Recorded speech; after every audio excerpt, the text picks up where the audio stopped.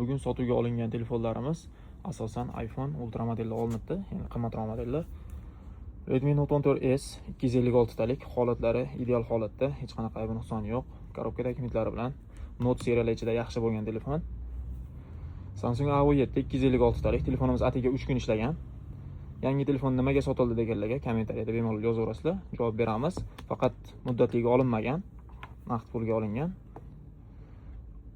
iPhone 16 Pro Max telefonimiz korobka dokumentlari bor. IMEI ro'yxatlardan o'tgan 256 talik, batareya ko'mkislari 91, 350 ta atrofida sikl. Qiziqqanlar uchun. S25 Ultra ofitsialniy korobka dokumentlari bilan 256 talik. Ikkita sim kartasi ham IMEI ro'yxatdan o'tgan. Telefonimizda hech qanaqa aybi nuqsoni yo'q. Holatlar ideal turibdi.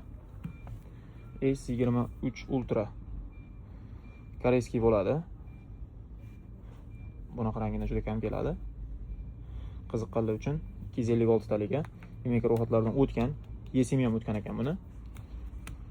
Qaysi telefon qiziqtirsa bemalol aloqaga chiqaverasizlar. Telefonlarimiz narxlari bilan Telegram kanalimizga joylab qo'yamiz. Bizni kuzatishda davom etinglar.